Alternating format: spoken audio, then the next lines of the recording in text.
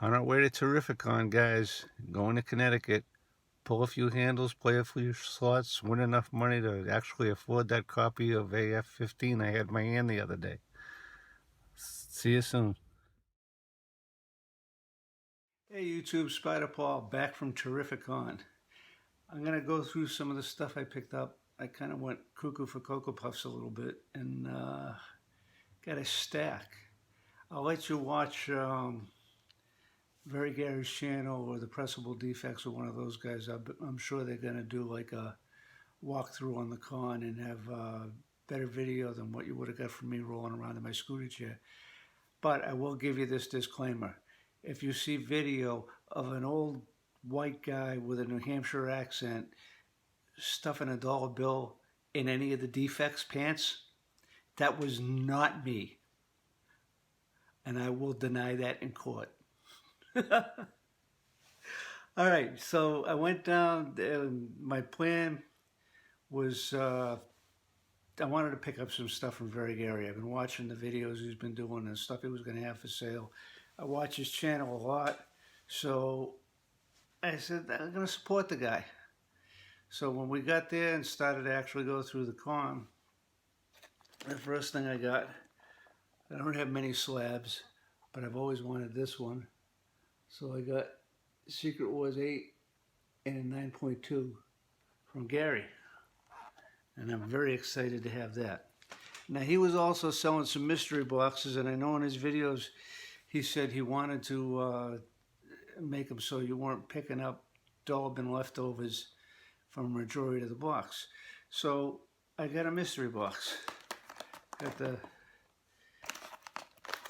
Very Gary mystery box, and I asked what was in it, and he said a slab, a raw issue of a high value book, and a print, and maybe some other goodies.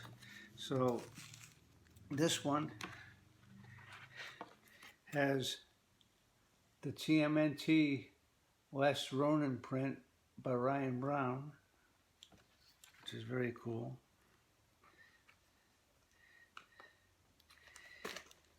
And it has Usagi Yojimbo #6, the retailer exclusive. Now I didn't know much about Usagi. I said, oh, that's cool. I don't have any Usagi books, so now I got one. And the slab was Ghost Rider 15 and a 9.8.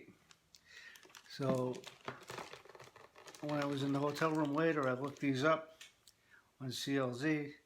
The slab's about 90 bucks. The Usagi book came in around 150. So for a $125 mystery box, I was very happy with that. So happy, as a matter of fact, I went back the next day and I said, give me another one. And my girlfriend said, and could you sign it? And he did. And he looked at me and he said, you've already bought one. He said, so the second one's 100 bucks. So this one has another Ryan Brown print, Gambit, and Ryan was actually at the show, so I got him to sign this. It has The Last Ronin.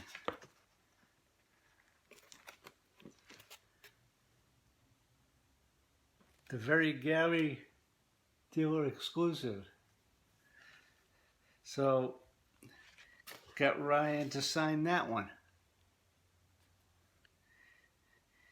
And the slab in this box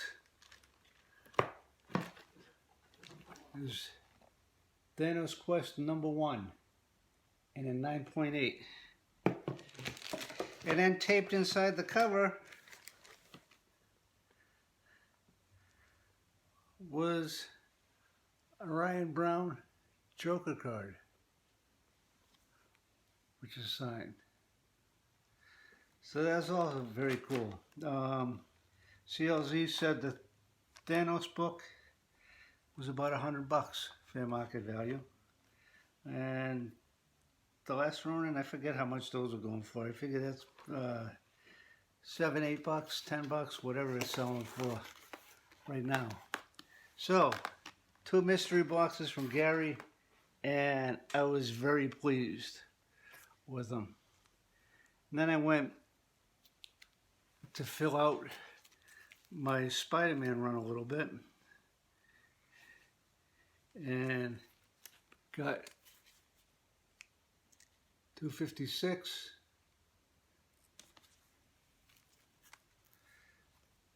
258, and 289 with the cool Hobgoblin cover. Now, my buddy Jason over in Dover had given me the Black Panther run from 1977, and that was missing a couple of books. It was missing number 5, which I found at Gary's booth, and it was missing number 13, which Gary had. So now my Black Panther run from 77 is complete. Thank you, Gary.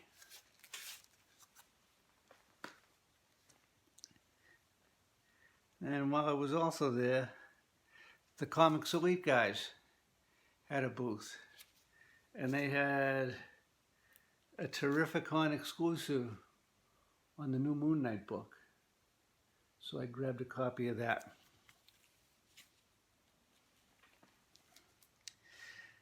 Now, I'm a pretty big She fan from way back when it came out in the 90s. I've got the whole series. I really enjoyed the art, enjoyed the book. And I've seen Billy Tucci at a few cons going back over the last, Jesus, probably 15, 20 years now. So he was there. And he had his Kickstarter books for She for sale, signed. So I grabbed She Return of the Warrior because I definitely want to read that.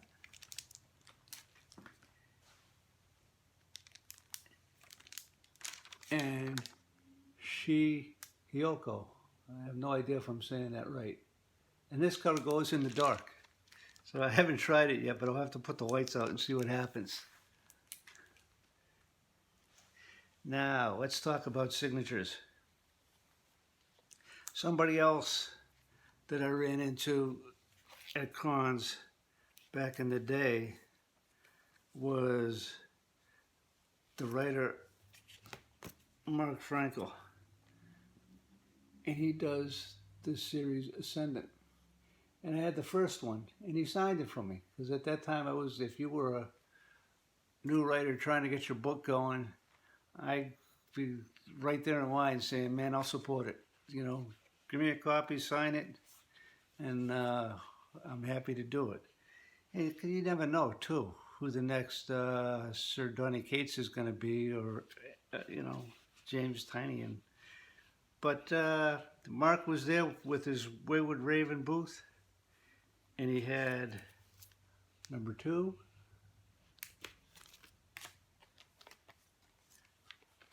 number 3, and number 4. So I grabbed copies of those and he signed them. And then he threw in some stickers, and the dude's a home brewer. So I'm in my little old man scooter chair at the casino, and he says, here's a beer. He says, try this, tell me what you think, and just don't drink it while you're in the con. So I thanked him, took my stuff. I forgot about the beer, so I still haven't tried it. But I got a pale ale waiting for me from Mark Frankel. Then, Al Milgrom was there, and I had like, I don't know, 2, 3, 4 copies of this Spider-Man book from the Todd McFarlane run with the very 90s hologram cover. Ooh, 3D. And got Al to sign that, because I believe he was the anchor on this series. or at least on that book. And I brought some Berserker down because Ron Garvey was there, and I got Ron Garvey's signature on Berserker. Signed that one, and he signed that one. I maybe should have asked him for a remark on the white cover, or maybe see if he would do a commission, but I didn't think of it at the time. But I got the signatures, which is cool. Now, I mentioned Donnie Cates. Donnie Cates was there. And on the last day of the show, I finally caught him at his booth, signing stuff. And we had gone the day before to a panel that he did talking about creating comics. And let me tell you, Donnie Cates is a funny guy and was very, very cool and very friendly. So I had my 3D cover of Crossover 1 signed by Donnie. And number 2, because I like that cover, that's badass, signed by Donnie. And I had done a video, one of my previous videos you can look up, where I did some trading with a buddy of mine, Monkey Man Drummer, and got some Venom covers from him, some Tyler Kirkham covers. So Donnie signed that one for me, which that's sweet.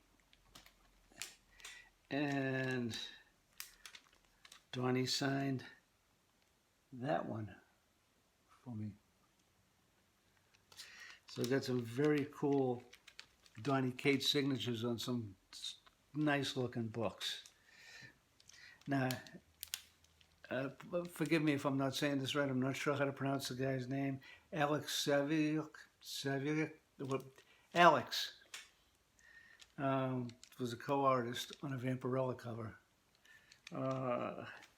And I've mentioned it before, I'm a big Vampirella fan. My buddy Jason's a Vampirella fan.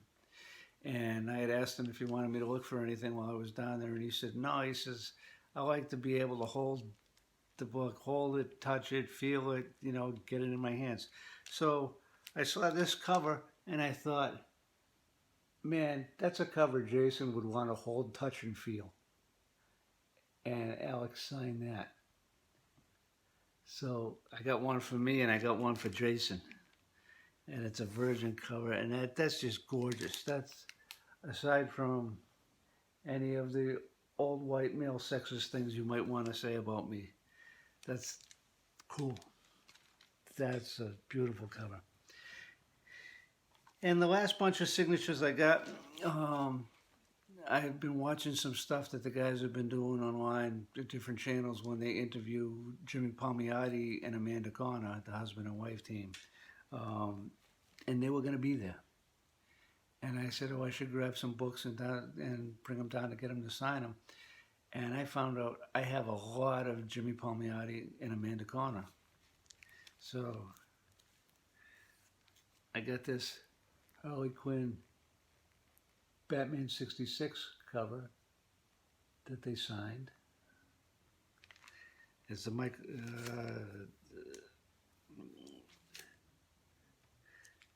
Michael Red cover, but Amanda and Jimmy worked on the book.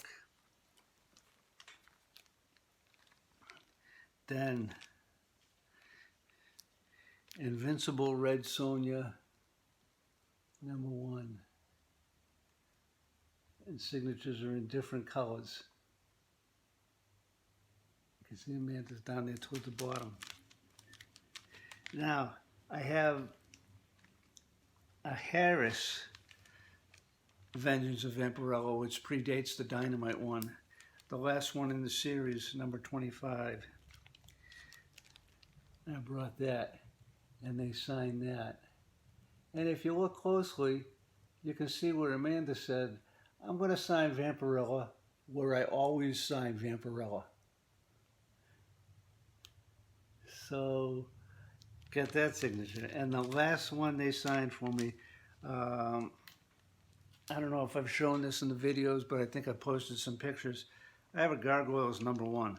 which turned out to be a high-value book, which basically surprised the crap out of me.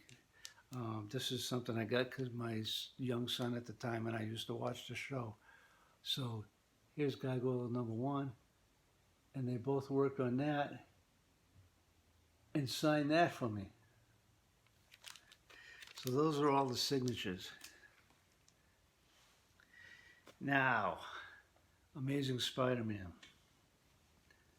I found a booth, and I apologize because I can't remember the name of the dealer or the booth, but he had a lot of key issues, a lot of Golden Age and Silver Age stuff, and I'm trying to work my way back on my Spider-Man run right now. In the 200s. So my run goes from around 201 all the way to present. But the 200s had a lot of holes in it that I've been trying to fill. So I got 198 in a near mint minus, 203 in a very fine, 206 in a fine plus,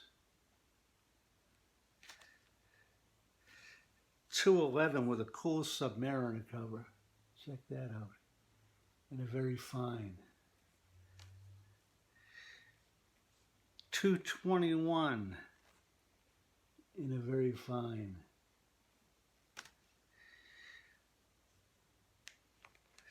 222 in a very fine plus. I think this is where Wizard changed his name to Rocket Racer, because who the hell wants to be called Wizard? Sounds like a dog with a problem. That's what I would name that dog that peed on a rug. 224 in a very fine. 225 in a very fine. 227 in a fine plus. With a black cat on the cover, that's sweet. 234 in a very fine plus. And 235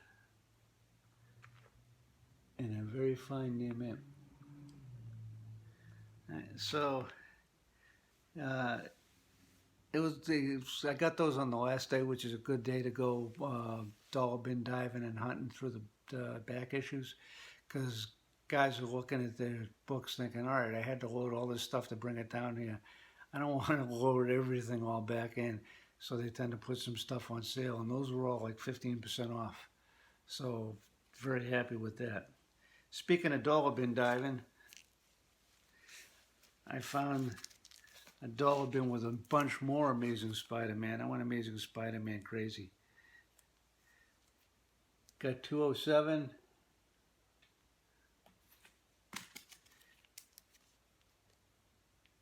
$213 in a newsstand.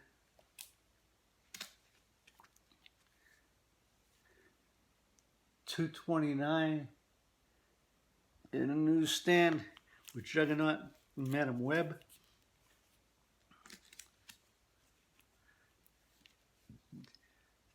$231.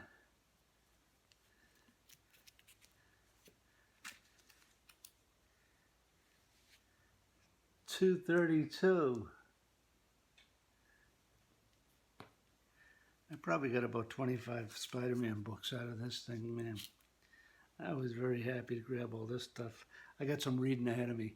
$240.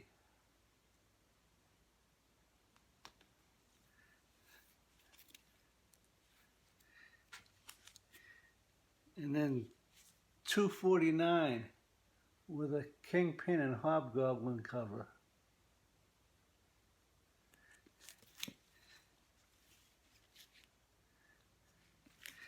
Up to this point, the books were all between $1 and $3. The Kingpin Hobgoblin was a little more expensive. 253. Direct edition. It's the first appearance of the Rose.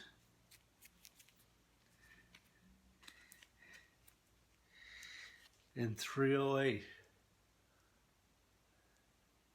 That was another inexpensive one.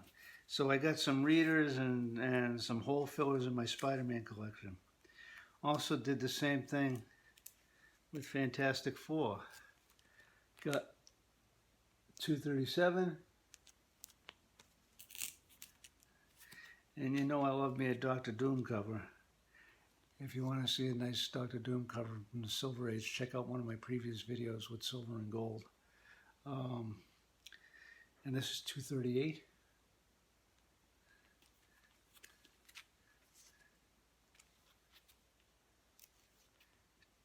$248.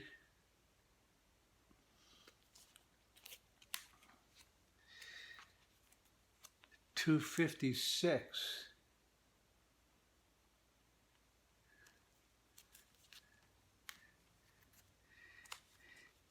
And then Evil Susan Richards as Malice. And issue 369. And I found a foil cover. It was kind of cool, of $3.99. It's got some spine stress and some spine ticks, but nothing color breaking on it. But for $1, I said, I'll take that for $1. And then I picked up annual number 25 because it's got Kang, the first Anachronauts, and the first Chronopolis. And right now, I'm thinking anything with Kang on the cover, based on the Loki show and with season 2 coming, is going to be a good pickup. And then I found I have the complete run of McFarlane on Spider-Man, and I've got like 3 copies of the black cover and one of the kind of greenish cover of number 1, and got signatures on them. I never had the gold one, so I had a copy of the gold cover. That's a second print, I believe. You can verify that for me in the comments if you know. But I thought, yeah, I need to get the gold cover. And then I've been reading a lot of Thor wherever I can. So they had Secret Invasion, Thor, all 3 books. The rest of them are in the back here. For $4. But I wasn't done yet. I hadn't spent enough money or lost enough money in the casino yet. So the last day I went back to Gary's booth to say hi and tell him to have a good trip and all that kind of stuff. And pulled out some Incredible Hulk. And he gave me a good deal on these. $377 with the iconic green cover.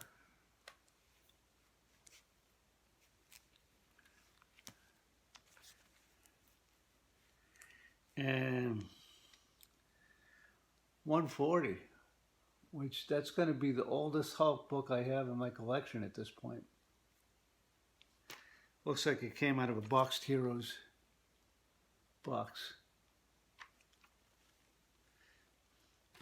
And I like John Byrne. I've got some Sensational She-Hulk from John Byrne, but I never had the first issue or the second issue. So I grabbed those out of Gary's booth. And like I said, Gary was good to me. I spent a chunk of change at his booth. But I got some cool stuff, some stuff I'm very happy with. And the prices ended up working out pretty good. I did much better gambling on the Very Gary mystery boxes than I did when I went in the casino. But what are you going to do? It's Mohegan Sun. The house never loses. So that was the haul. And the second day we were there, we were coming back from the casino and headed towards the room, and I hear this voice go, "Paul!" And I look up, and it's Jay the Butcher from Pressable Defects. So Jay, Matty Forge, Guy Forge, Erod 212, and Gary were all headed to the bar. I was headed back to the room, so we shot the breeze in the hallway for a little bit. And it's like, you gotta come hang, you gotta come hang. So I brought my girlfriend back up to the room and came back down and did some minor celebrating for me because I'm too old to keep up with the 30-year-olds anymore. With Pressable Defects, Erod, and Gary had gone back to the room because he'd been busting his tail for the last few days hawking books all day. So we'll see. You may see your favorite semi-Italian wheelchair rolling New Hampshire white guy doing something really stupid on the Pressable Defects channel. What are you gonna do? Thanks for watching, guys, and we'll see you soon.